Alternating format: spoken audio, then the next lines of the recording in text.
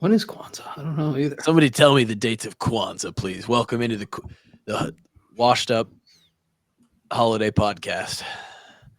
The college football playoff breakdown podcast / Hawks are going to Nashville podcast. Welcome in.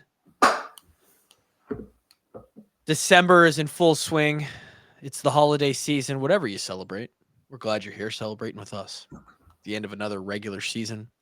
First 12-team playoff.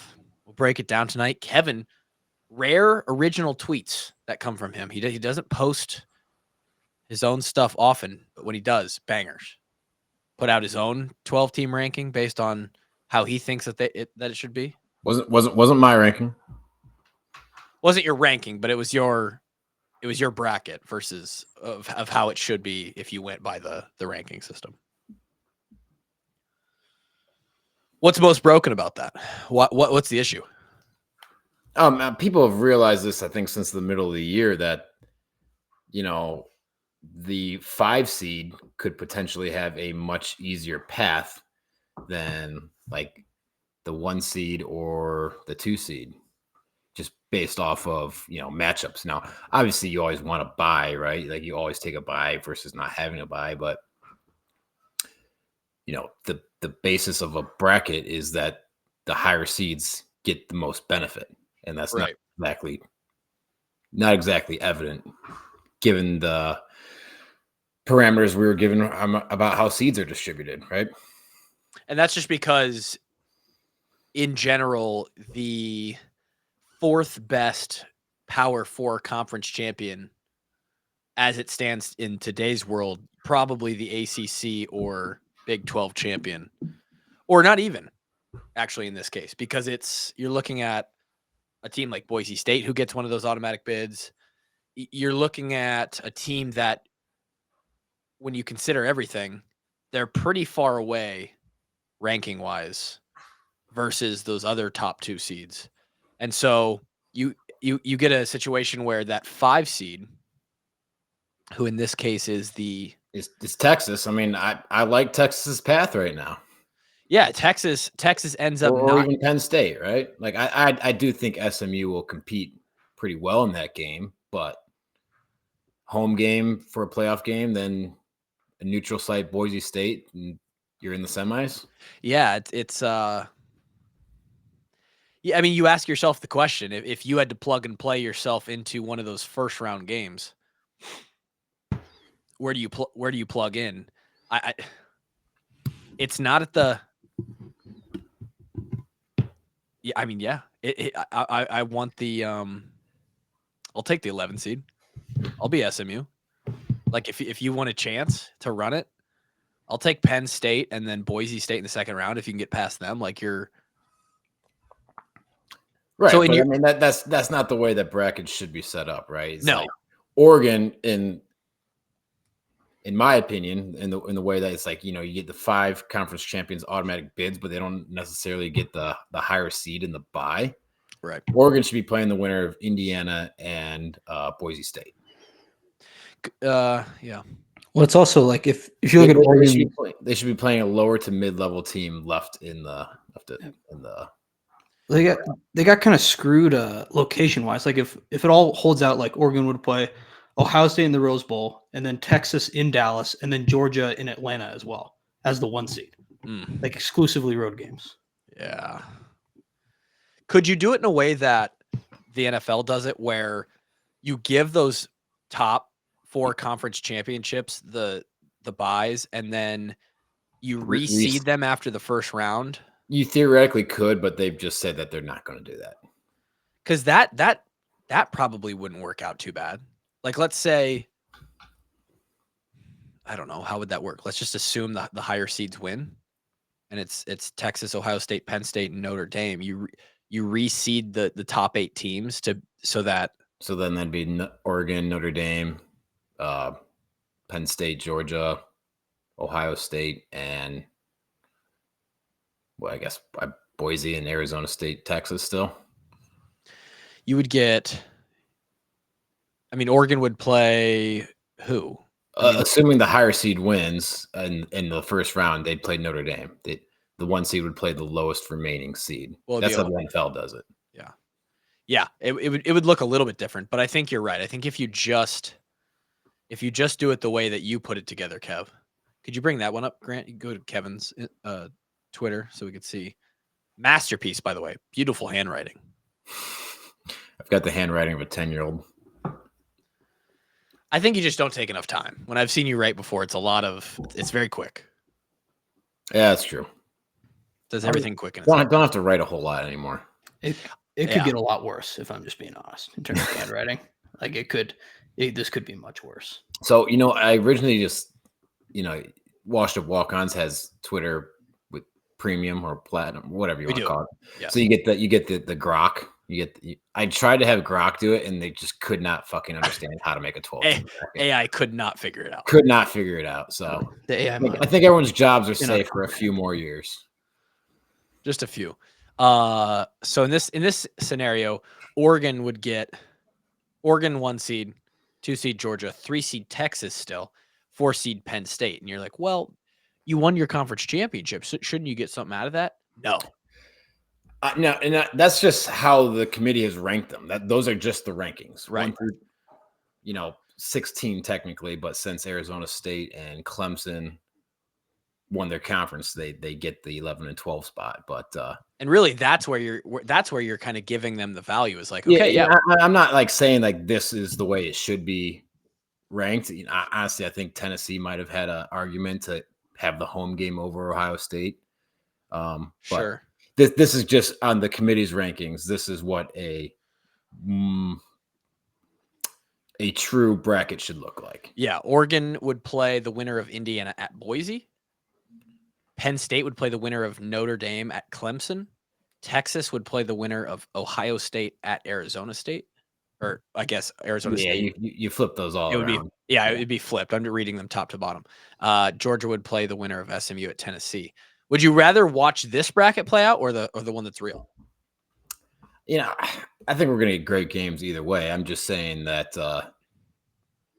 in a more fair world, this is the way it should shake out, right? Because right now, looking at that real bracket, like Texas kind of likes the spot. Yeah. Texas being the 3 seed would still like its spot, but sure. Now Oregon doesn't have to play the winner of a Tennessee Ohio State second round, right? That's tough. And not only that, but specifically this year with them already going to the wire in Eugene as a conference game in the middle of the season. Like, not that you put a bracket together to make it fun for the fan, but like now we're seeing a rematch, assuming Ohio State wins, which I don't think is an ultimate given, but they got a good chance to win that ball game. And it's going to be, it'll be Ohio State. It's not going to be at Oregon, but it's in the Rose Bowl. Yeah, it is the Rose Bowl, which will be cool. We Class don't really love the Rose Bowl because we can't win there, but pretty venue. It is old venue, historic, tradition. Yeah. Anyway, that's my soapbox. I think it's only going to last a couple more years before they expand it to 14 or 16 or whatever. And yeah, you read my mind. Window anyway. You read my mind. What do we know? What is the current like contract, or is there like are we set through so many years with this current system? They can change it in 2026, I believe. 2026. So we have to go through this year and next year with the current system. Which you only assume that it's gonna expand. I would have to imagine, the TV dollars are just going to speak volumes here. I think in the next month that these playoff games are going to destroy the bowl games in ratings, and they're going to be like, "Why are we not just doing bigger playoffs for light it up?" I don't know. Now, a lot of people hyping up the Music City Bowl this year. Or it could do crazy numbers. Not sure who's playing in it, but I love the idea of doing home playoff games, but you know what? If you have 16, then what would you add another round? And then you could have neutral site bowl games for round 2 or whatever. Well, and then that leads into the next question. Where does it stop, Kevin? I would be upset to see it get past 16 just because the best thing about college football is how important every single regular season game is. Yeah. Right.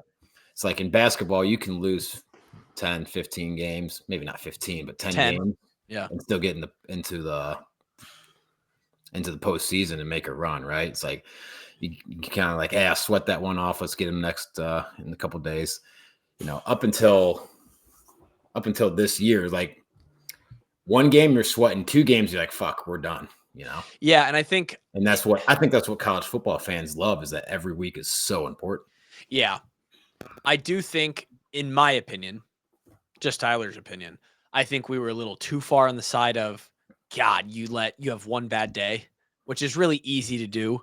And, like, we know how hard it is to win football games. A lot of people found out how hard it is to win football games this year. You have one bad day, and in the old system, you're like, we're done. You're out. Yeah, but I mean, if you're going to be the best, you got to be the best year round. I understand. And instead of like now, like you can just peak at the right time. And, don't get me wrong. Like if you're the best team, you should win regardless of how many teams are in the playoff. Grant kind of mentioned this the other day when we were discussing this. He said he actually thinks that with more opportunities to play, the best team will actually be sifted to the top, because at some point the frauds will get exposed with having to play multiple games to get there. Sure. And I think we've said this a few times in this, since they've announced this expanded playoff, but I still have a hard time seeing, maybe more so this year, there's been a decent amount of parity in college football, but I still have a hard time seeing those top 4 rankings, anyone outside those top 4 winning, in my opinion. Who do you think could do it this year? I agree, by the way. Outside the top 4 in the rankings, not the top 4 seeds, because obviously that's Boise State and Arizona State. If you're looking at the top 4 rankings, you got Oregon, Georgia, Texas, Penn State. Okay. I do. Ohio State could. I think they got a shot. They have a shot. I don't see it happening though. They've got issues on their offensive line that good teams are going to expose. Yeah. Notre Dame, maybe, no, probably not. Tennessee, if they get hot, possibly. Yeah, if they Tennessee, I think Tennessee can compete with anybody. I'll tell you who can't. Arizona State can't. Jeez. You were Mr. Dillingham on taglines, and now all of a sudden you're giving him 0 chance? Well, I love Dillingham. Not even a percent? You can't even give him 1? I don't think that 1 out of 100 scenarios. I will say this: their defense impressed me more than I thought they would. And I, as a known guy who does not watch the entire slate, Grant's our guy for that. I have very, very limited viewing experience of Cam Scatterbo. My God, dude. Well, I mean, we invested early in Cam Scatterbo as well. He was in our first Heisman rankings. You're right. You're right. In like week 4. Yeah. Yeah, we bought in early, and you know what, Grant? That's really been the theme of the season here. Is you and mostly you, but you and I have been in early on a lot of stock this year. Taglines is just an investment show, but not investment advice. But it's a football investment show. And we were in early on Scatterbo, and I don't think I've ever seen somebody run with such a low center of gravity and just not be able to be tackled. I mean, he made Iowa State look like us at Michigan State, at UCLA. I mean, it was unbelievable. Dude was a little bowling ball, just I saw little pinball machine. Dung, dung, dung, dung, dung, then I saw. How about this tweet? I saw this. Cam Scatterbo is the Cooper DeJean of Ashton Ginties. I think it's up there. I think it's Cam Scatterbo is the Cooper DeJean of Ashton Ginties. I hate how that makes sense. Yeah, everyone knows. That's funny. But it was great. It really was. Cam Scatterbo could be on the all-whites team in the NFL next year. Scatterbo also just a great name to say. Oh, what a great name for a running back. You just got Scatterboed. Boom. Did you see the? I can't remember. What was it? Tessitore was doing the broadcast. He did like a Adam Sandler impression, trying to say Scatterbo. It was hilarious, actually. I didn't hear that. But they had that like kind of like Billy Madison voice. It was funny. Someone out there saw the clip. And it was hilarious. Are you a fan of Tessitore? I love Tess. Yeah, I do too. He gets so jacked up for everything. Yeah. I love it. Oh, Yeah, no, I think he does a great job. He doesn't really get the, I don't know, like I don't know if he'll ever do like a semi or a. I feel like he doesn't do like the major games like that. Sure. Always goes to like Herb Street and whatnot. But I love what he does. I do too. It's funny. I used to not really give a shit, but now as time has gone on, I actually care more about who is calling the game. Like if it's someone I do not enjoy, I am turning on Pat. Oh, and it'll ruin your experience. Yeah. No. Yeah, I'm turning on Pat and Dolph. And I would say that's over half the time I'm turning on Pat and Dolph. But yeah. Iowa, your very own Iowa Hawkeyes. This is an Iowa Hawkeye podcast. We're going back to Nashville. We're going to play the Missouri Tigers in the, what are we in? What is this? This is the Music City Bowl. The Music City Bowl. Is it the Trans Perfect Music City Bowl? I don't know if they want to be our presenting sponsor, maybe, but as long as I'm concerned, it's just the Music City Bowl. You're right. No free shout out. How do we feel about the matchup? How do we get excited about the matchup? Who's playing in this matchup? I don't know. I've gonna be honest. I've watched like maybe a full game of Missouri football cumulatively this entire year. Yeah. So I don't know. I know they've got a really good wide receiver. I don't know if he's playing or not. Future Bronco. Future Bronco. I thought Tez Johnson was a future Bronco. Well, I mean, if we're doing if we're going to the mock drafts, all right, there's a good chance Tez falls to the Broncos. Used to live with Bo Nix. They're great friends. Bo Nix got him to Oregon. What if he gets him to the Broncos? But could. No, Luther Burden is actually really good on Missouri, and he's I think he'll be depending on who's slated up there, he could be up, but he's definitely someone to look out for. But like I think it's very similar to I don't think Ty Felton is very far behind Luther Burden in terms of a receiver. Sure. I thought, I guess until the second half, really, I thought Iowa had a good scheme to make up for him when we played Maryland. It worked out fine. Yeah. Looking at Missouri's schedule this year, they had a close one early in the year against Boston College. Got out of there 27-21. Barely. Oh, you guys will remember they barely beat Vanderbilt. I think they kicked a field goal to win the game. Oh, they're the most I don't know. They benefited from the whole schedule thing a lot, in my opinion. They got waxed by Texas A&M. They benefited from the what now? There's no divisions, right? In the SEC, it's expanded a lot. So sure, yeah. Like Georgia had a tough schedule this year, but some other schools like Texas didn't end up playing. I mean, they still drew Bama and South Carolina, but yeah, I do get what you're saying. Is like with these massive conferences, right. You can definitely have an easier versus a harder schedule. Right. Yeah. You can have an Ohio State schedule or you can have an Indiana schedule. Right. Yeah. There's just more room there's more wiggle room on that. A&M beat these guys by 31. Yeah. Alabama beat them 34-0. South Carolina, close game, 34-30. They lost that one. And then so those are their three losses. I mean, when you're talking losses, I mean, they got three quality losses. Right. But then what's Missouri's best win too? Is and this isn't just digging at Missouri. There's a lot of teams that ended up like this year, but it's probably Vanderbilt. Oklahoma. It might be 2 6-6 teams. Auburn missed 5 and 7. I'll tell you what though, they took care of UMass 45-3. Yeah, you got 3 6-6 teams: Arkansas, Vanderbilt, and Oklahoma. Yeah, UMass. Tough place to play. Glass ceilings. Who's Iowa's best win this year?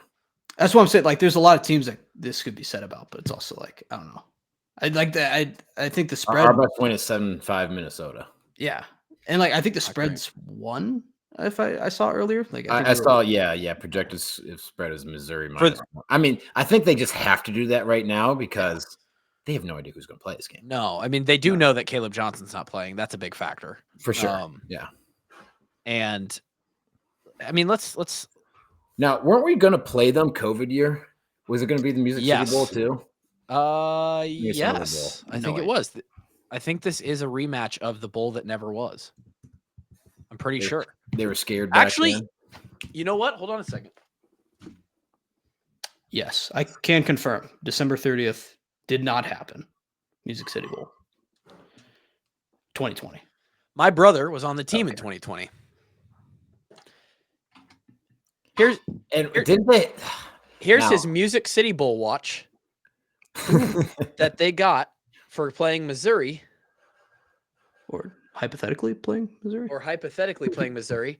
That they got the bowl gifts from, and the bowl trip never happened. Now, credit they to canceled pretty late on this game. Is like week of game maybe 2 weeks before? Was it 2 weeks before? I thought it was a pretty late cancellation. And I was just thinking to myself, wouldn't it have sucked to have gone through bowl prep as a senior? Like they canceled 3 days before. And then like you have to do all those practices and shit, and then they just you're done. Sorry. I hope you enjoyed your last 9-on-7 because that was your last college career moment. Yeah. Missouri canceled December 27th. The bowl game was the 30th. Yeah. Oh. So were they down there? I don't know. No, I doubt they were down there given like the circumstances. Yeah, you're probably right that year. But, oh my God. I mean, they're definitely into game week practices already. Oh yeah, they were. Dude, that's terrible. And Zach, if you're listening to this podcast, come get your freaking watch, dude. Why do you have it? My parents thought it was my parents when my brother moved for like a few week period before he moved down to Kansas City, all of his crap was at my parents' house. And then my mom, after he was finally out of the house, found a bunch of like, Iowa stuff, right? And that watch was part of it. And her not really thinking about it, thought, oh, it's a bowl watch. It's probably Tyler's. So I guess that's fair. So she brought it over to our house one day, and I've just had a bowl watch that isn't even my bowl game now sitting in my basement for however long. I got some Outback bowl watches. Got 2. Did you get a watch for every bowl game? No. We did not get one for the Pinstripe Bowl. Rose Bowl, we got one. We got Rose Bowl. We got 2 Outback Bowls, and I do believe we got one for the Gator Bowl too. Yeah. I mean, I don't mean to watch shame, but what kind of brand are we talking here? I believe they're Rolex. They are Rolexes. Yeah. Oh, okay. See, I believe you. Rosters, I think. All right. Fossil. I believed you when you said Rolex. Like it would have. I don't know. There's a lot of money in bowl games. All right, I'll take it. I don't know anything about Fossil. It might as well be a real Fossil. I don't give a shit about my watches, to be honest. What is the coolest gift you received? $400 per diem for every bowl game we made. Okay. That was the coolest for me. A tangible item, non-cash.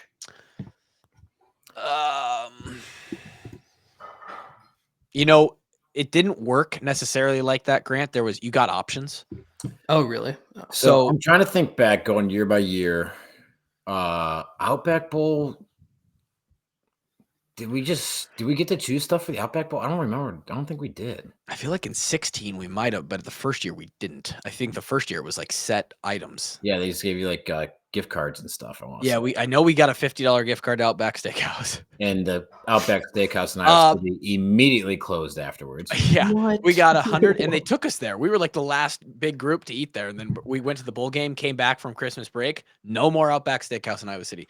We got a $150 gift card to Best Buy that year. That sounds right. Yeah, that's huge. Actually. Yeah, that'll get you. Dude, that's nice. Come on now. I think I bought the Call of Duty with it. So 150 to Best Buy, 50 to Outback Steakhouse, and then it was the watch and like 2 other things. Yeah, and you get clothes too. I think the following year was a gift suite, and that's where you get to choose your gift. I think I got a sound bar, I think, that year. Yeah, and they actually came, like, they brought representatives of who was like kind of controlling the gift suite to Iowa City. They set up the All-American room with all of the actual gifts, like the actual tangible gifts that you could get. I think one of them was a fucking massage chair. Like they brought the chair into the complex so you could try. You're thinking of the Rose Bowl. That's the Rose Bowl one. Okay. Well, one year we did that where you could actually see the items you were going to get, and then we were on a point system. And I remember I think we got 8 points. And like big gifts. The top tier gifts were like 8 points, or you can get like a bunch of 2-point stuff, or you could go get like a 3. Like a 1 point was like you could get a $15 shitty drone. Or a little like mini RC helicopter that was going to crash and burn in like 15 minutes, but you could get like 8 of them if you wanted. And for the Rose Bowl, everyone made fun of me. I got the expensive Ninja blender. Oh, and we used the shit out of that Ninja Oh Blade. yeah, exactly. And unfortunately that thing finally took a dump like a year ago. So I mean, it made it 10 years. I say that's pretty good life for Lauren and I got one as a wedding gift, and we don't use it often, to be honest. But Well, and that's the thing. It's like all those guys got rid of those chairs after they left college. I still have my blender for another 5 years. The linemen that got all those chairs were broken by the end of our career. Those things were trashed. Yeah. Outback Bowl round 2. I honestly don't remember. I don't remember that either. The Pinstripe Bowl, we got a ton of clothes. Yeah, because it was New Era was the That sponsor. makes sense. Yeah. And honestly, they gave us the warmest coat that I own. It's like a negative 30 rated degree winter coat that's got like 40 layers, and it's warm. I gotta imagine it's a several $100 coat. Has to be. I would say that's and on the racket. The gym bag I use all the time too. Oh, we did get a gym bag. Yeah. And then you got you got more swag than usual, like extra Extra swag. New Era.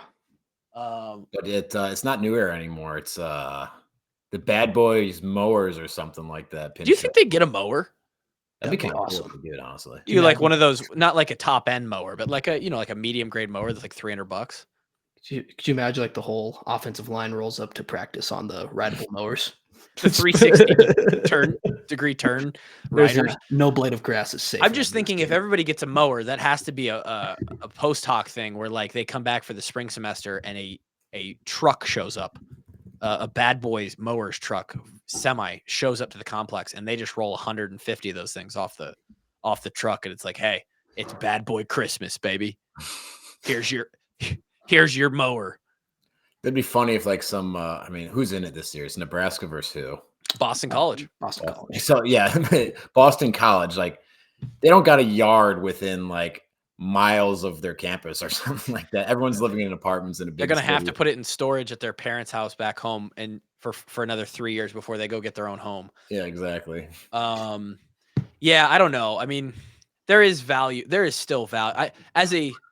At least for me and you, Cab, I think I can speak for you. Like, I was pretty appreciative of the amount of money in gifts / gift cards / per diem that we were getting from the university. And Oh yeah. as an 18, 19, 20-year-old kid, I remember that first bowl gift that we got. You know, you get the bowl gift, but then the university, and I don't know if this number has changed or not, but it was $400, Grant. When University give you $400. You'd get per diem for all the meals that they didn't provide you on the trip, and then the bowl would also get the gifts as well. So I would take it that. ended up being like some of those trips we were there for 10 days. Yeah, like you end up getting close to $1,000. Yeah, Man. and in the world of NIL, I don't know if kids even blink an eye at that anymore. But I know that I personally was like, holy shit, dude, $400. I still to this day, every single day, lift weights with the bumper plates that I bought from Rogue Fitness with that first $400 gift card I got from the university. I bought a $400 exactly set of nice bumper plates from Rogue Fitness for our house when we moved in that following summer. Hell yeah. We use the shit out of those, and it's 10 years later, and I'm still bouncing those things in my garage. Well, man, weights are like one of those things, like you buy it and like you're done. Probably. You don't got to buy those things ever again. That was and I have a pretty built out garage gym now 10 years later as an adult. And those were the very first piece of equipment I bought was those bumper plates with that. I'll never forget that bowl money. And every year I remember just thinking, oh my God, we got to make a bowl game so I can get that 400, dude. Oh my God, that 400 hit hard. Now these kids get 200 grand in NIL and they're like, fucking $400. What am I going to do with $400? It's like, start my winter break, man. I got a trip to Cabo planned this. Yeah, I mean, like they're dropping.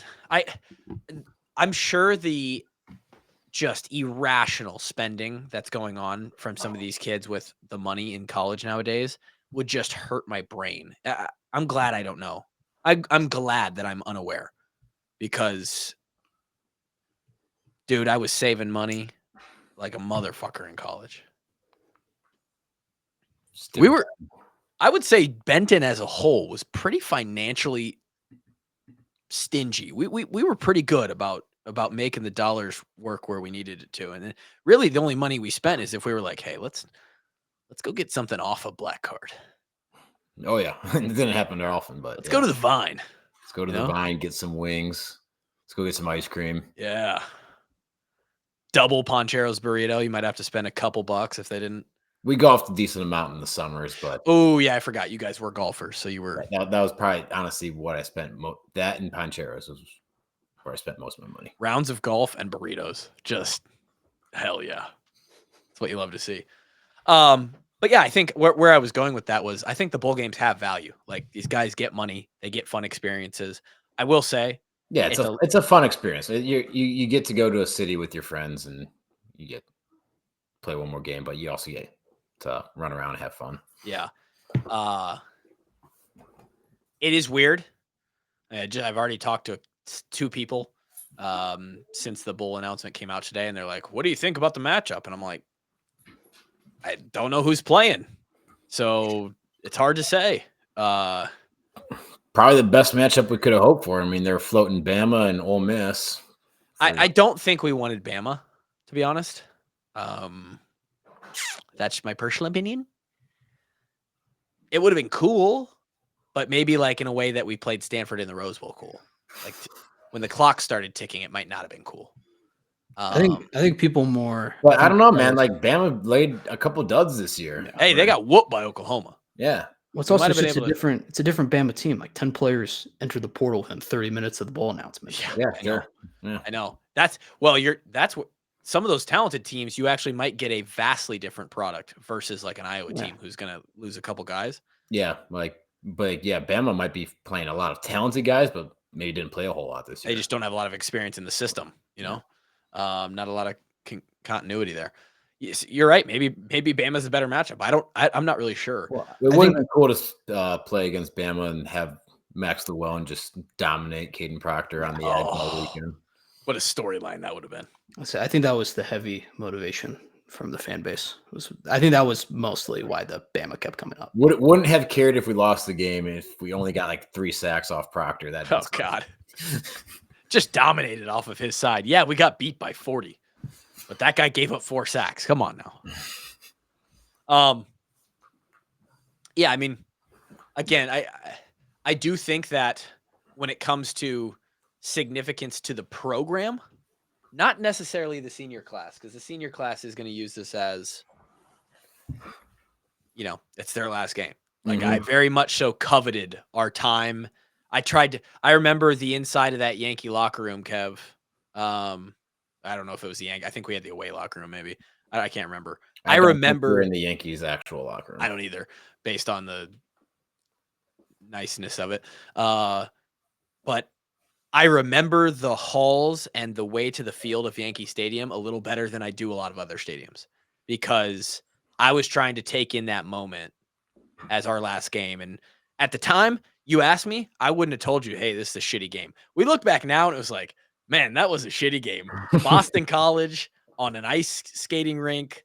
Yeah. 25 degrees. God, I mean, Pinstripe Bowl, New York City in December. No, I would not ask for that. But it meant something to us as seniors. It's going to mean something to these seniors. But as a whole, the program as a whole, I really do think it's a look ahead. It's a, hey, who can we get experience? Not even the game, but we've talked about the extra practice time. How important is this time as a developmental period to young guys who are going to be stepping into bigger roles next season? A lot of players, I think we lose 8 starters on that defense. Schulte, Castro, YA, I mean, Jay, Jamari obviously gone, but he was kind of in and out there towards the end. Jamari, Jay, Nick. There's a handful of guys that can still come back again, I think, if they want. Yeah, I don't know if Graves is coming back. I don't know it. I don't know. We have Wampa still. It's good. Yeah, it's good. It's going to be a different looking defense than. There's going to be a lot of spots that we're like, hey, offensive line's going to have some turnover. I think at least 3 guys on the O-line are out. And that's if Dunker doesn't. I think Dunker has a decision to make potentially, depending on if he goes through the. Yep. I mean, and then again, like we said, I think was it last podcast, 2 podcasts ago, it was like CJ had a great bowl prep before the Gator Bowl and ended up getting inserted into that game, I think, in the second half. And that's why he was named starter in the following January. So, maybe we'll get a little bit more insight on. I imagine Sullivan would be the number one guy. I believe that's what's been said. But you find out, can we unlock Jackson Stratton? What do we have in Marco Lainez? Just gets more reps, right?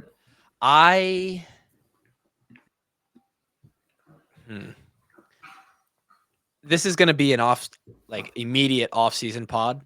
Well, and it'll really depend on what we do from now to then, because the moves kind of need to be made, or at least beginning to be made right now. When we got Cade, I think it was around this time.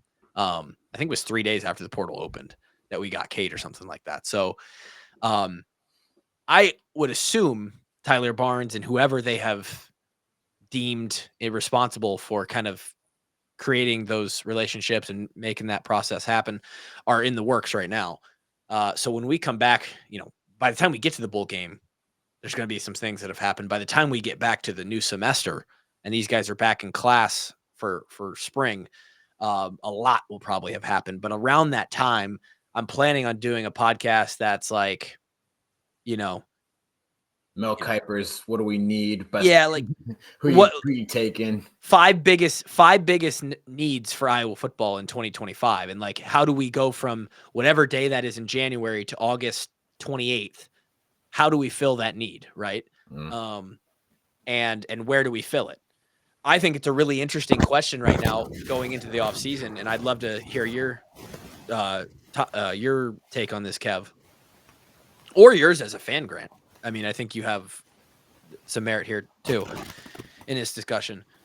What do you think is the best way to go about spending money in the NIL? Do we try to drop it on a quarterback like Cade again? Or in my personal opinion, I think you go get like the 8th best quarterback available, somebody who's going to be decent, but then you spend it, especially this year when we have a lot to replace. You go spend it elsewhere. Sorry, you guys hear that? I hear it as well. Is it my mic? Is it Kevin? Do you want to do a test? Test, Kev? You want to? Oh, I can't hear you. All right, it's Kevin. That was a test. I think you might have unplugged a little bit or something. Yeah. Test. Oh, I can hear you now. Can you move your mic a little bit? I'm saying that like the white noise was coming from Kevin's end. Was the test? Oh, I'm sorry. I'll close the door. I don't know. Well, it was not. Maybe it's that. I don't know. I can cut this out. I was gonna say we can. I heard it as well, and I was like, I'm just gonna assume it's just me. It's still there. No. Move your mic, Kev. See if you move it forward or back. Tap on it, unplug it, plug it back in. All right, hold on. We'll do test again. Hold on. Oh, it sounds better to me. It does sound better to me now. Test. Yeah, we're good. Yeah, okay. Okay, 3, 2, 1. Action. Kevin, what do you think is the best? No, but seriously, it's a good question right now, especially in a year where I just said we're going to have to replace 7, 8 defensive starters.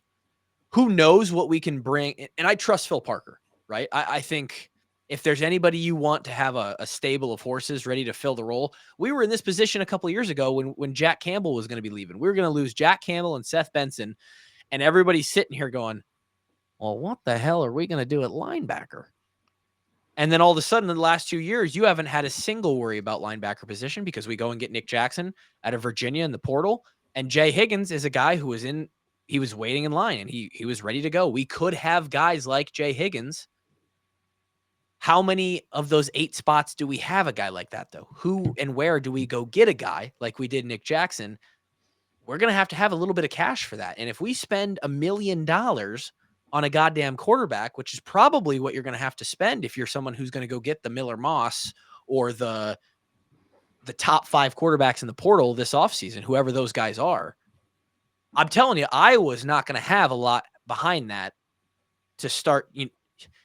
We're going to need 6 other guys, and those 6 guys, they're going to tell them like, hey, sorry, but we got $15,700 for you. Like that's what we have left this year. Yeah, I don't think that'd be the most effective use of the Swarm's money. I honestly, if like say you had $1 million to go out and spend, how would you divvy it? I would go get 10 real solid players at $100,000 each. Absolutely. I think there's wiggle room there, depending on who's available and who's interested at quarterback, Kevin.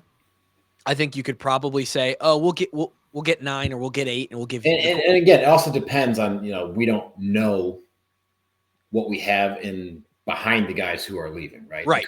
Coaches know that, and then he's like, "Hey, we feel really good about this guy moving forward once so and so graduates. Yep. We don't need to go spend money on this position, but we're lacking depth here, and we really need someone here at this position. So we'll spend some money here, maybe a little bit of money there just to shore up some depth." But,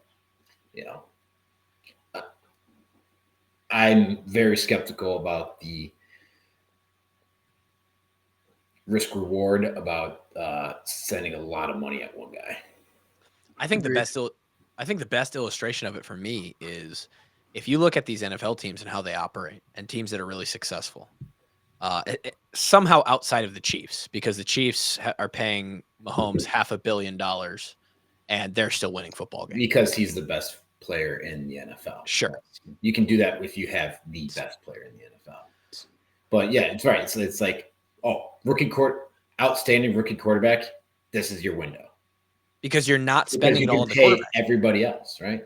Yeah. Like Bo Nix? No. Just maybe, man. Maybe. They're not horrible. Maybe they get hot. In 2-3 years, we can be talking possibly about a competitive Broncos team. If the Broncos do everything right, Grant, they might be, division championship, Super Bowl contenders, but they better get there before Bo Nix gets his second contract. Because when they go to pay him, they're going to have to drop 2 or 3 veterans off the roster, and that's going to all of a sudden it's not the same team anymore. Now they got holes.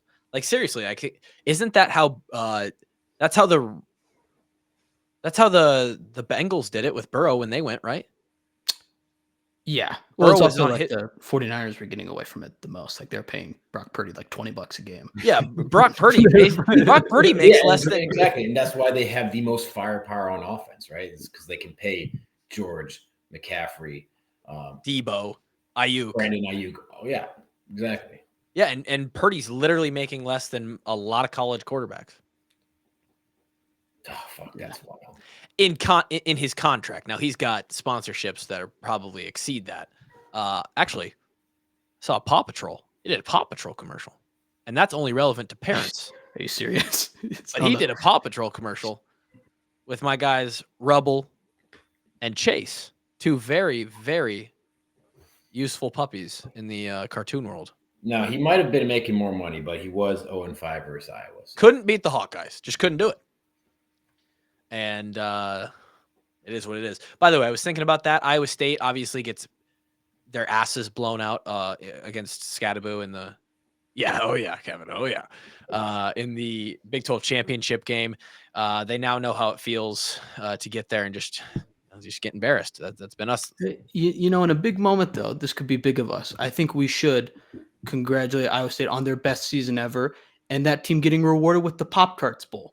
That's a very big thing for that program. Huge. The Pop-Tarts Bowl is a very big accomplishment for them. Their best team ever is going to the Pop-Tarts Bowl. I think that's huge. Good for Iowa State. Well, to the Pop-Tarts Bowl. I'm sure when they thought, we want that illustrious 10-win season. This could be the best team ever. They pictured a prestigious bowl such as the Pop-Tarts Bowl that they could attend as well with that best team ever. I think in a big moment, I'd like to congratulate them. This is very big for their program. I normally don't do this, but I'd like to congratulate them. That's huge of you, Grant. That's big. No, thank you, Grant. Way to be the bigger man. The humility of you is incredible. Big moment for me. I would like to. It's leaking out of you like a brown sugar Pop-Tart. It's big for me. I wouldn't normally do that, but it's so prestigious for them. Then I'm gonna congratulate them. It's very. What I was gonna say was, in a year that Iowa considers a failure, at least on the outside, like, hey, we didn't reach our expectations. We are a strong gust of wind away in week 2 from having an identical record to Iowa State and the head-to-head over them in their best season ever.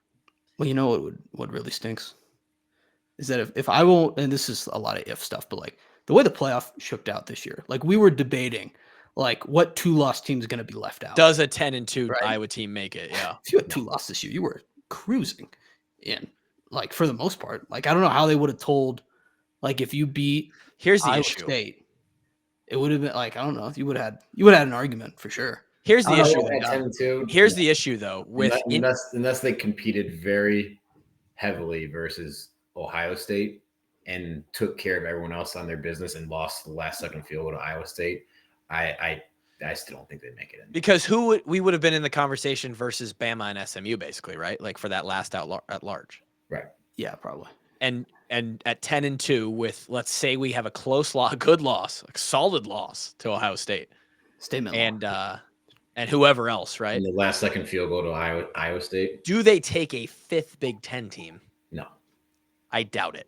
Because, again, look at who's Iowa's best win. Even if we did beat Michigan State or UCLA, our best win is 7-5 Minnesota. And I'm not even going to argue that they should. I think if it was 10-2 Iowa with that very scenario, like our best win being Minnesota, or I guess it would be Iowa State at 9-3, whatever. No, because in this scenario, we lost to Iowa State. Oh, you're right. So our best win If would we lose to anyone else, like it's not even a question. Well, the original scenario I was going to bring up was if we just won every game we were favored in, you would have been 11-1. We're in at 11-1. We're in at 11-1, and I think they're still pissed about it. Alabama's still pissed, but at 10-2, I think 9-3 I mean, maybe they might at 11-1. It depends how we would have played Ohio State, but I think we edge out Indiana in that scenario. True. If we're both 11-1 Big Ten teams with a common opponent loss, you're right. I think Indiana's non-conference schedule is trash. I think you're right. Western Illinois. Iowa State. Western Illinois will sneak up on you. By the way, Grant, do you want to pull up that betting recap from this weekend? Yeah, we can do that. Hold on. I just want to. Just want to what? I just wanted to go over it. Yeah. I got a text from Kevin at 10:48 last night. Oh. It was just a money sign. Oh, okay. It was just a money sign, and I thought, you know what? Love that. These are updated records as well. Someone said when Kevin and Kluve are on the same 3 bets, that's when you know you got to put it in. And I can't argue with that. Arizona State, again, blows the asses out of Iowa State. I mean, it hurts to sit down for the Cyclones today. But they at least get to sit on a pile of Pop-Tarts, which is incredible. Again, Grant, unbelievable. Like, good for them. It's hey, you know, I understand this is their best year ever. This is 10 wins. It's a massive accomplishment for Iowa State is getting to the Pop-Tarts Bowl. That's very big for them. And what I've heard for 20 years now as a kid from the state of Iowa was we just want to make it to the Pop-Tarts Bowl. Like if we could just one day, we would love to be a part of that. I mean, like I've oftentimes pictured the peak of Iowa State's success as a 6-foot cinnamon sugar Pop-Tart. That's often what I picture it as. So I'm very, very proud of them. This is a very big deal. I am too. Arizona covers 2 points by a lot. Oregon and Penn State had, I mean, I went to sleep, but this was one of the. Are you kidding? No, I'm not kidding. And are you surprised? It was one of the highest scoring Big Ten championships of all time. And kind of nuts, but Penn State did exactly what we said would happen, Kev. They played with them. It looked a little bit shaky early, but they brought it back, found a little bit momentum. And Oregon still covers. And then that Texas Georgia under. Easy money, dude. I was getting a little worried when we're going to overtime. I'm doing the math in my head. It's like, we need field goals this first overtime. Otherwise, we're fucked. I was feeling the same thing. I was like, I'm going to be sick to my stomach if this was cruising. And then in overtime, they just scored 28 points for no reason. Right, exactly. They're forced to go for 2 to get more points. Like they both get 6 2-point conversions, and that's how we lose the under. That would have been the most ugly bag beat of all time. The worst beat. Yeah, still covers pretty easily despite the extra 9 points in overtime. Yeah, 3 for 3 for the walk-ons. And Gary, we offered you to join in. And first of all, I offered myself. I invented that idea. You had the opportunity to rip the sheet up and just. I feel like it would have been off character of me to not take every bowl game. I would agree. I agree with that.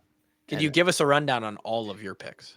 Yeah, so Friday we went 4-5, close. We just couldn't overcome the Friday night disaster. And I'm being serious from those 3 games.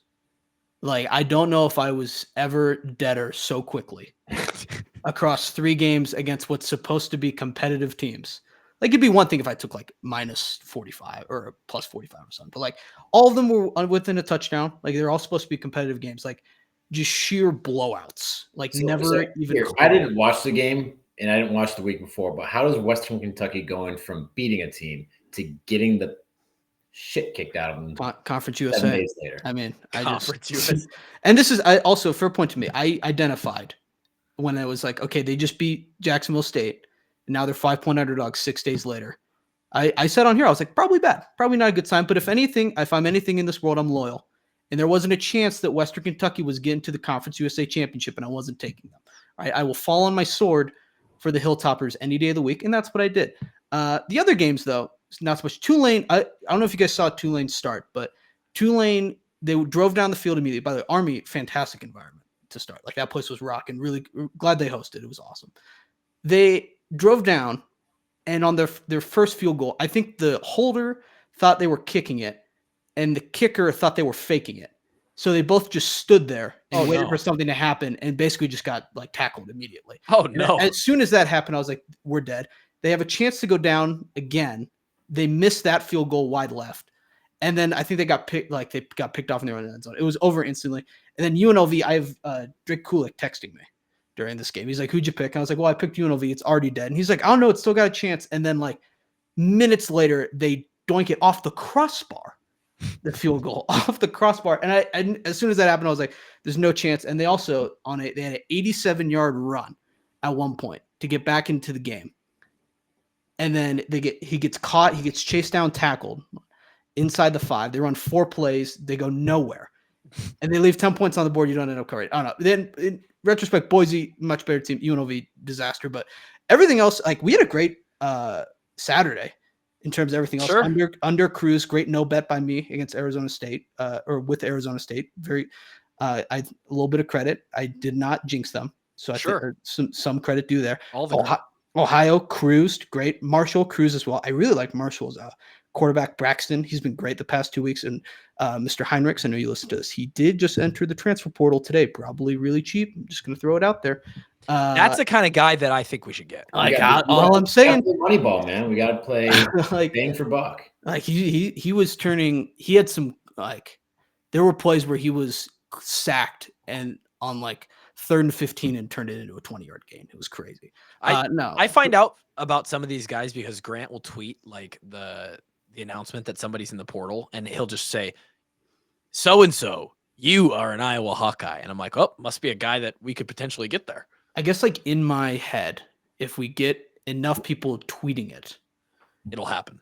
It could happen, or at least like someone will see it. Like, in my brain, like, there's a like 2% chance that Tyler Barnes or like Brad or someone, like, it'll come up in their algorithm. They're like, "Oh, I didn't know he was in the portal." Or on the other side, it could come across that kid's algorithm, and they'll be like, "Oh, Iowa. Hold on a second. Should I look into being an Iowa Hawkeye?"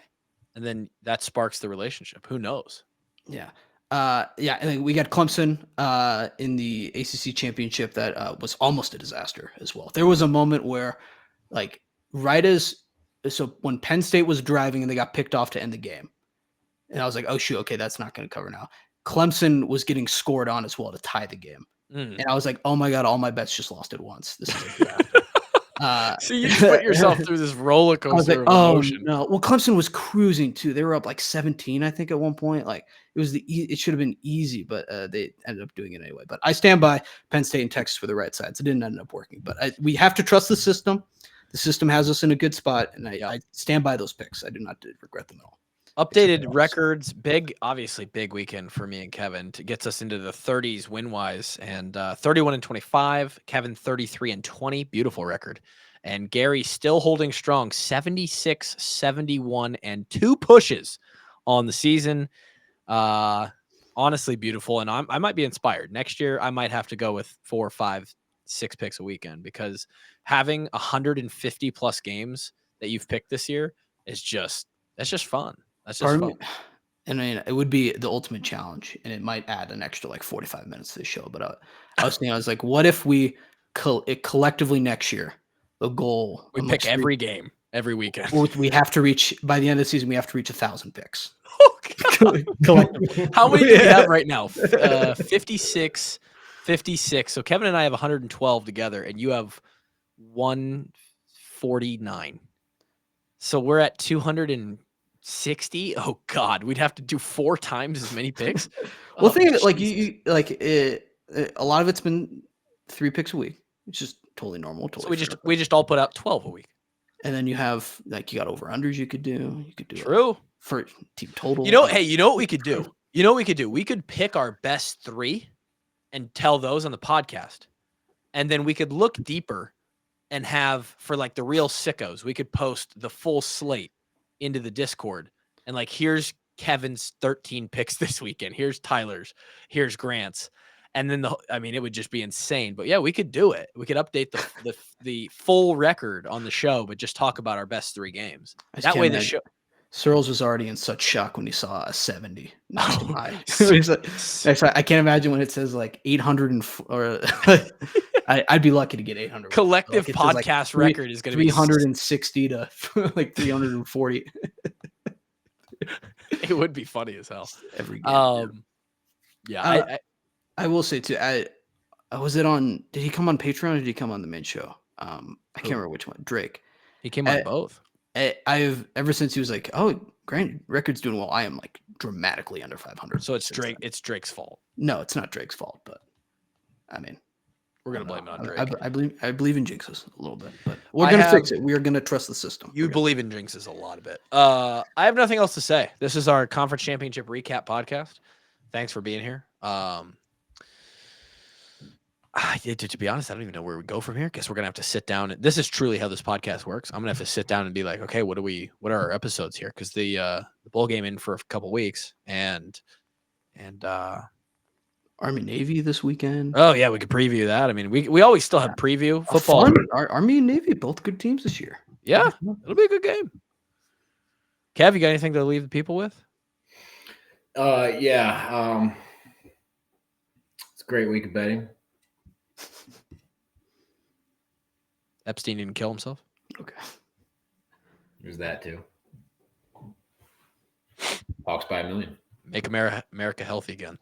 We'll talk to question. Yeah. Did you see? I think they posted like the cinematic recap, the Nebraska game or whatever, and there was a flag outside the stadium with a certain motto on it. I believe it was Hawks by 1 million. Is that our flag or is there just a lot of that going on? If there's a flag, it's our flag. Okay, yeah, I think they were hanging out the flag outside the stadium on the flagpole. Fuck yeah, that's awesome. Yeah, love that. I don't know. I don't. Oh, was it to open the video? Yeah. Yeah, I think you're right. I saw that. I was very hyped up by that. Okay. Our flag also made it on the recap I saw on the Dr. Pepper challenge. I know. Well, I posted that thinking some just really respect the move. Some hater just got front row seats to the Big 12 championship. Just a hate watch, which I respect that move so much. I do respect hate watching. But it was a replay from last year.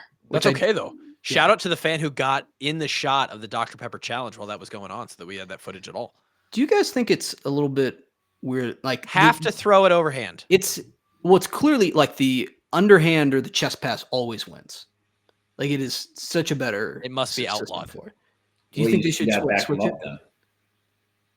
Ooh. Right. Yeah, back them up. Yeah, back them up, and you can go underhand, or you throw that thing like a quarterback, and you can stand at the regular distance. Well, this is I mean this in no disrespect as well. If you back them up to like 20 yards, they might not make a single one.